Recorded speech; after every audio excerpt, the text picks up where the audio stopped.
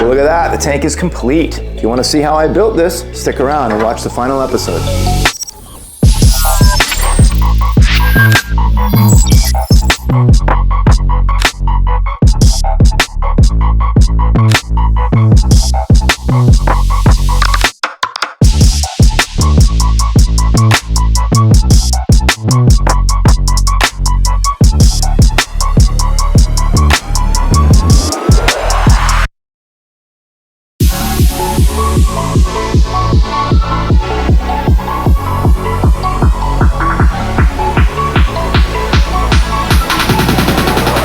Okay, so I've got the back welded on, going around, down the sides, and now I'm starting to work around the underside. Now this one here was where the two pieces came in really close towards the airbox, so just to be safe I added a weld there, which will be taken off, but just adds some extra comfort for me. No leaks, always. And I don't know if I showed already, do it this way, on the top of the gas tank, because this fuel cap I'm using is a non-vented unit, I've added in a vent. So that's what this buildup is here, which is really kind of cool. I'll show you that later on, how the little check valve goes in there. And so now I'm going to be working on finishing all the underside welds. So today, finishing day and welding.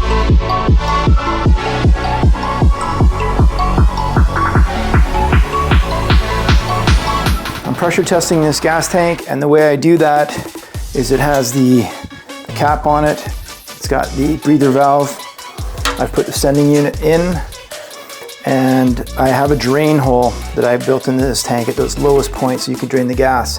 So now what I do is I've got my air compressor turned to like 5 psi, probably a little lower than that, so I don't want to blow the tank up, and I have a bottle of soapy water. So let's see how this goes. I've already caught a couple of pinholes. I knew that would happen where I welded it in. You're not going to get it perfect the first time. So I'll fill it up. And then I just spray areas down and watch for bubbles.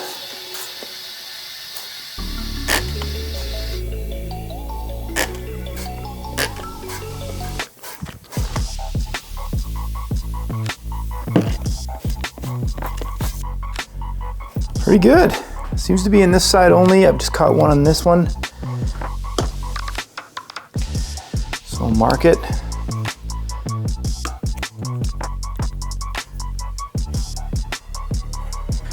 So that's how I do it.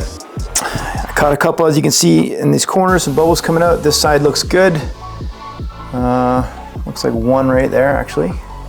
See those bubbles forming. Catch that guy right there. Hard to mark when it's wet. And then I'll weld those, test it again. That's the process.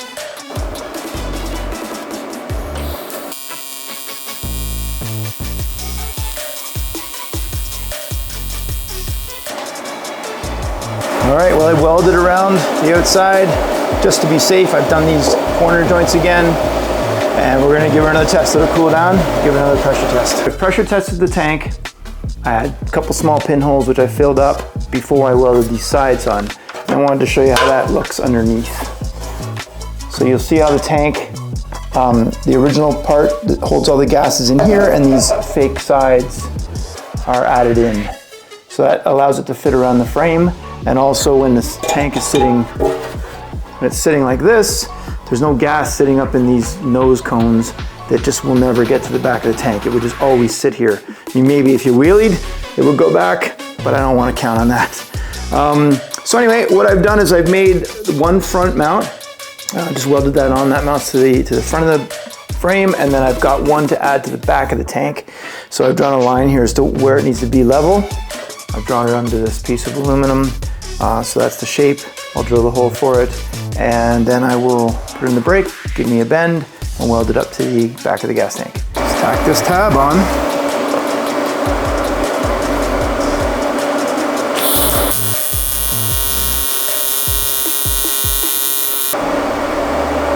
And we'll go check it on the bike. Well, every once in a while, I managed to get a pretty decent bead. No pro, but not bad. So that's gonna do it for the gas tank build. It's been pressure tested, the sides have been put on, everything's complete. The last thing I needed to do was make a seat pan.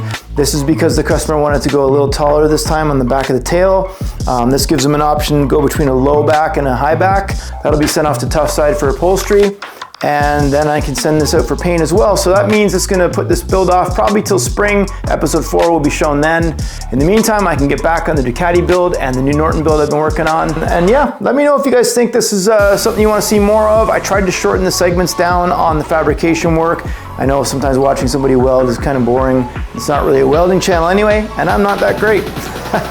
Anyway, I appreciate y'all sticking around. If you learned something, drop a comment. If you want me to expand on things, definitely drop a comment about that as well. Yeah, once again, thanks for joining me. Cheers.